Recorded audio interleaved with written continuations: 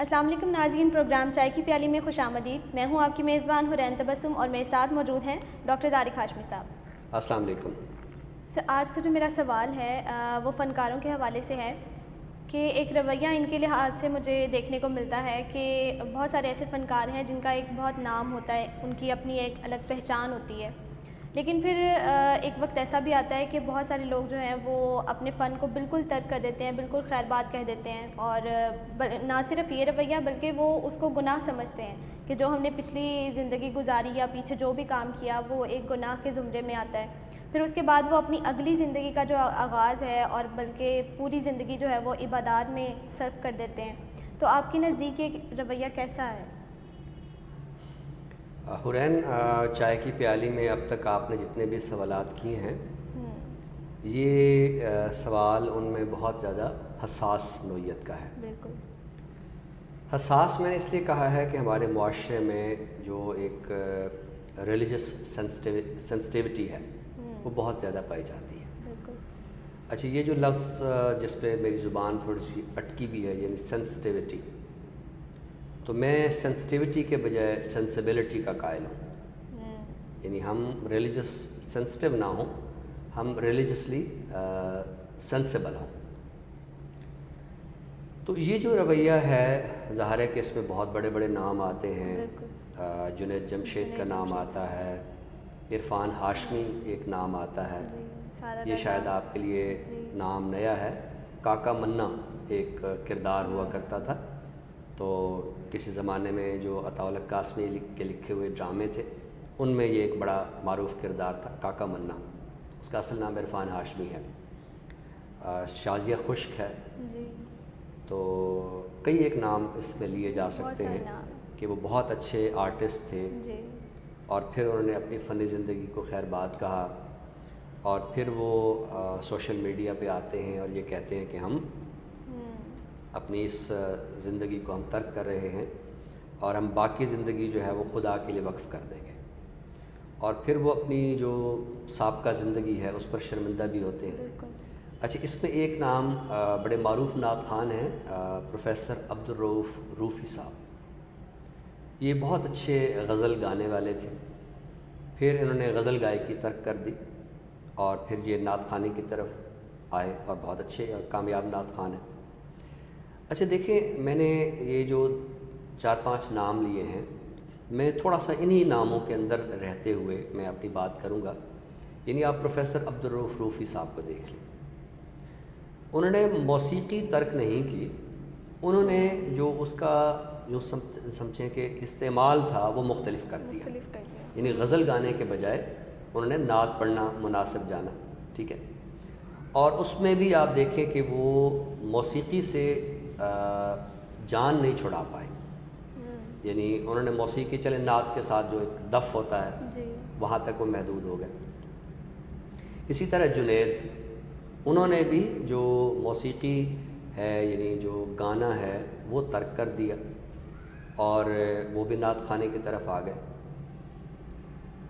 اچھا دیکھیں، میں ایسے فنکاروں کے سلسلے میں یہ سمجھتا ہوں کہ یا تو ان کا تصور فن واضح نہیں ہوتا یا ان کا تصور مذہب واضح نہیں ہوتا، کیونکہ مذہب جو ہے وہ کہیں بھی آرٹ کی مخالفت نہیں کرتا، بلکہ ہم نے جو اپنی ایک مذہبی مقدمے عالمی طور پر پیش کیے ہیں ان میں ہم نے آرٹ کو ایک بنیادی ٹول بنایا ہے، ٹھیک ہے۔ یعنی صرف مذہبی مقدمے نہیں، ہمارے قومی مقدمے، ہمارے مقدمے سے مراد وہ مقدمہ نہیں ہے جو عدالتوں میں ہوتا ہے، بلکہ جو ایک کلیش آف نیریٹیوز ہوتا ہے کہ یہ میرا موقف ہے، میں اپنے موقف پر قائم ہوں، ٹھیک ہے۔ تو اس میں ہم نے آرٹ کو ایک بنیادی ٹول بنایا ہے۔ آپ دیکھیے کہ ہماری فلم ہو، ہمارا ڈرامہ ہو، وہ کہیں بھی اس بیانیے کی مخالفت میں نہیں جاتا جو مذہب کا بیانیہ ہے، ٹھیک ہے۔ ہاں یہ ضرور ہے کہ ان کی جو پیشکش ہوتی ہے وہ ذرا مختلف ہوتی ہے۔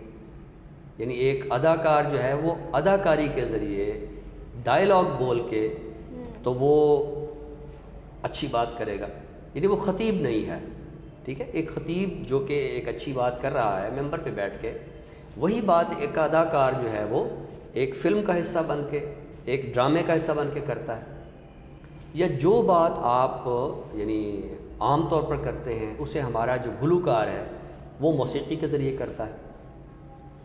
میں نے ایک پروگرام میں پہلے بھی کہا تھا کہ یہ جو موسیقی ہوتی ہے یہ گانے بجانے کا محض نام نہیں ہوتا، یعنی موسیقی جو ہے وہ طبلہ بجانے کا نام نہیں ہے، موسیقی بانسری بجانے کا نام نہیں ہے، موسیقی ستار نوازی کا نام نہیں ہے، یہ موسیقی کے ٹولز ہیں، یہ موسیقی کے آلے ہیں۔ موسیقی ایک علم ہے، اب اسی علم کی بنیاد پہ آپ گانا بھی گاتے ہیں، اسی علم کی بنیاد پہ آپ نعت بھی پڑھتے ہیں، اسی علم کی بنیاد پہ آپ حمد بھی پڑھتے ہیں، اسی علم کی بنیاد پہ آپ منقبت بھی پڑھتے ہیں۔ تو ایسے فنکار میں سمجھتا ہوں کہ وہ کسی مغالطے کا شکار ہوتے ہیں۔ میں یہ چاہوں گا کہ اگر کسی فنکار کو، پہلی تو بات یہ کہ ہمارے فنکار کوئی غیر مذہبی نہیں ہوتے، ہم اپنے فنکاروں پر کوئی کفر کا فتویٰ ہم نہیں لگا سکتے۔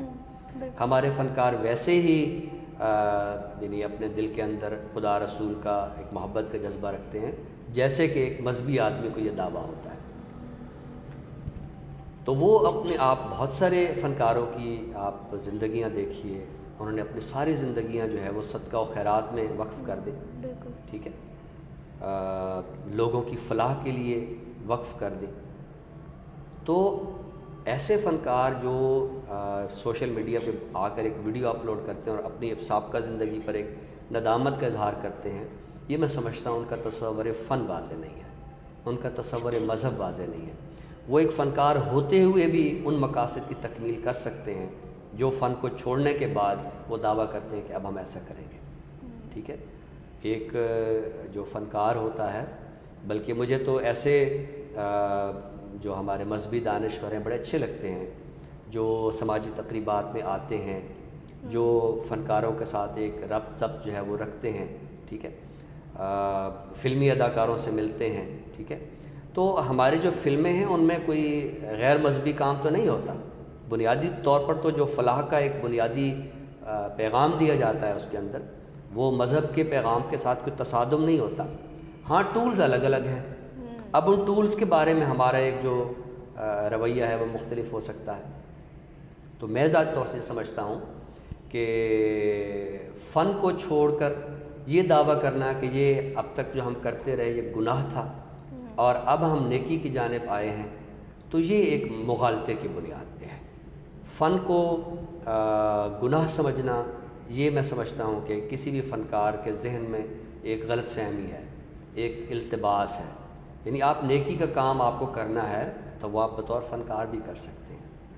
تو بلکہ اب آپ، مجھے اس چیز کی بڑی خوشی ہوتی ہے کہ ہمارے بعض جو مذہبی پلیٹ فارم ہیں ان میں بھی اب ڈرامہ جو ہے وہ شامل ہوا ہے۔ مثلا میں نے پچھلے دنوں ایک دیکھا کہ ایک مذہبی اسکالر خطاب کر رہے ہیں، اچانک ایک سٹیج پہ ایک بوڑھا آدمی آ جاتا ہے اور وہ اداکاری کرتے ہوئے بتاتا ہے کہ میرا یہ موبائل فون دیکھیں کہ اس میں کوئی خرابی تو نہیں ہے۔ تو وہ دیکھتے ہیں اور کہتے ہیں کہ آپ کا موبائل فون تو ٹھیک ہے۔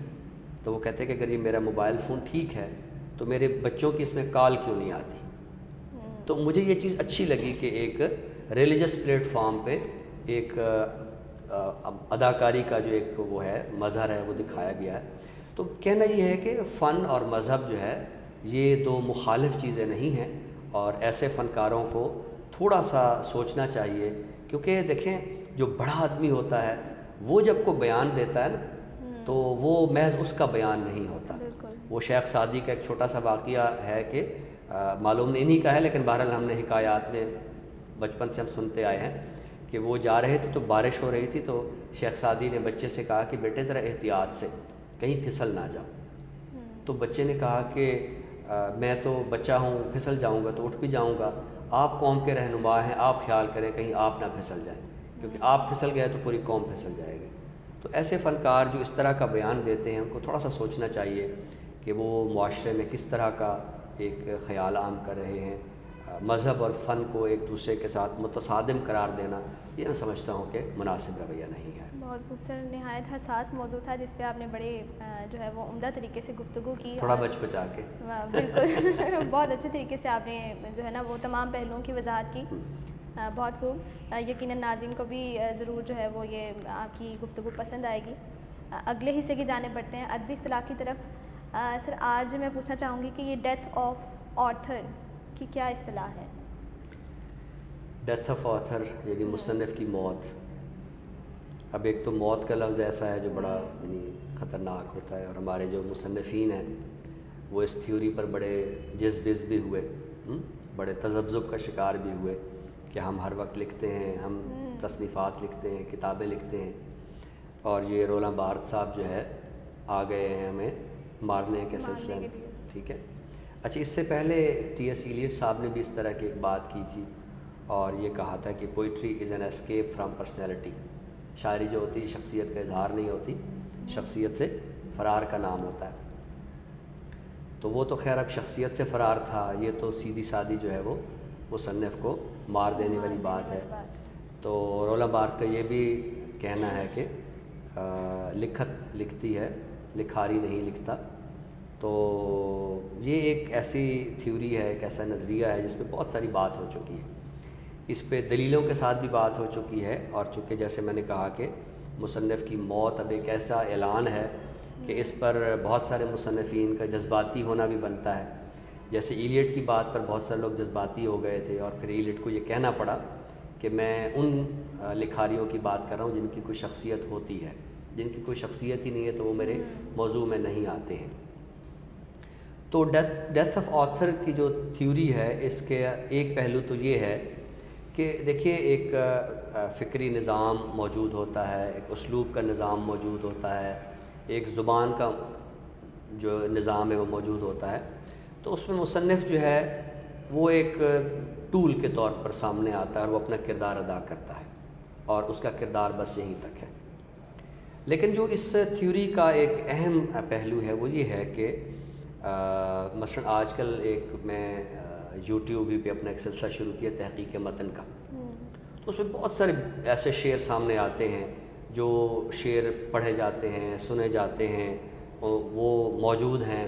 تو ان کے جو مصنفین ہیں ان کا نام معلوم نہیں ہے. یعنی کسی کو نہیں معلوم کہ شوق لکھنوی کوئی تھا، ٹھیک ہے، کوئی طاہر علی نام کا کوئی شاعر تھا. چیز کیا موجود ہوتی ہے؟ متن موجود ہوتا ہے، ٹیکسٹ موجود ہوتا ہے.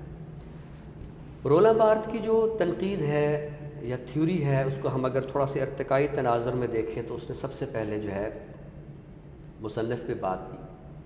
بعد ازاں وہ آگے چل کر مصنف کے بجائے متن پہ بات کرتا ہے، اور آخر پہ آ کے اس کی ساری توجہ قاری پہ ہو جاتی ہے.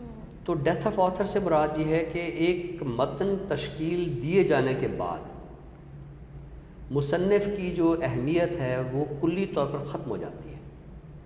متن اصل چیز ہوتا ہے، اور ہمیں جس پہ گفتگو کرنی چاہیے وہ متن پہ کرنی چاہیے، نہ کہ اس پر کوئی مصنف کا سایہ پڑنا چاہیے. ٹھیک ہے. یہ بات اس لیے بھی کر رہا ہوں کہ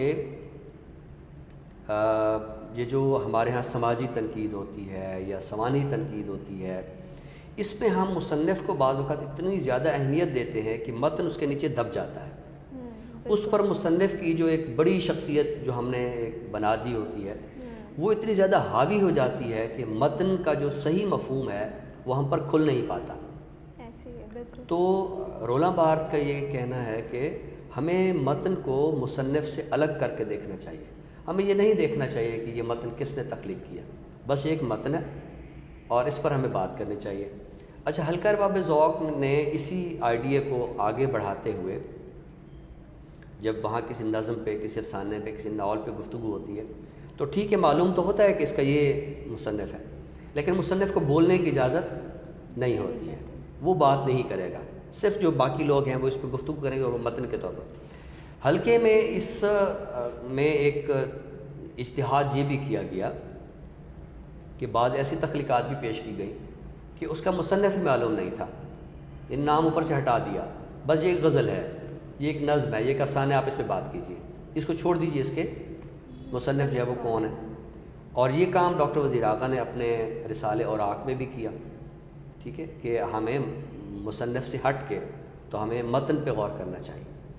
تو اس سلسلے میں ہمیں بہت زیادہ کوئی جذباتی جو ایک رد عمل ہے اس کو اہمیت نہیں دینی چاہیے کہ مصنف کی موت یہ ہے کہ بس مصنف مر گیا. مصنف جو ہوتا ہے وہ متن کے باطن میں زندہ رہتا ہے، موجود رہتا ہے. تو آپ دیکھیے کہ بہت اچھے سے اچھا متن ہوتا ہے لیکن وہ کسی ایسے تخلیق کار کا ہوتا ہے کہ ہم نے ادبی تاریخ میں اسے کوئی سرے سے کوئی اہمیت ہی نہیں دی ہوتی. یعنی آپ دیکھیے قائم چاند پوری جو ہے وہ اس وجہ سے بھی اس بیچارے کو ادبی تاریخ میں اہمیت نہیں ملی کہ اس کے دور میں میر تھے، میر درد تھے، میر حسن تھے، چونکہ اتنے بڑے بڑے نام تھے تو قائم چاند پوری کو پھر کس نے پوچھنا تھا. لیکن قائم چاند پوری بہت اچھا شاعر ہے. تو مصنف کی موت سے مراد یہ نہیں ہے کہ مصنف مر جاتا ہے، بلکہ یہ ایک تنقید کے لیے ایک دعوت ہے کہ آپ نے اگر کسی متن کو سمجھنا ہے، کسی متن کا فہم حاصل کرنا ہے، تو اس پر جو مصنف کی جو بڑی شخصیت جو قرار دے دی جاتی ہے یا ہوتی بھی ہے، اس کا جو سایہ ہے وہ نہیں پڑھنا چاہیے. متن کو ایک آزاد متن کے طور پر دیکھنا چاہیے اور پڑھنا چاہیے، اور اس سے ہمیں جو متن کا جو فہم ہے وہ نہ صرف یہ ہے کہ اس کی ایک جہت ہماری سمجھ میں آئے گی، اس کی کئی ایک جہتیں ہم پر کھلیں گی. بہت خوبصورت، بڑی منفرد آج بھی اصطلاح ہم مجھ تک بھی پہنچی اور ہمارے ناظرین تک بھی پہنچی. بڑھتے ہیں ناظرین پروگرام کے آخری حصے کی جانب، جس میں ہم ایک کتاب کا تعارف آپ کے سامنے پیش کرتے ہیں. تو سر آج کون سی کتاب ہم پیش کرنے جا رہے ہیں؟ باغوں میں پڑے جھولے، تم ہمیں بھول گئے ہم تم کو نہیں بھولے. یہ ایک میں نے ماہیہ پڑھا ہے.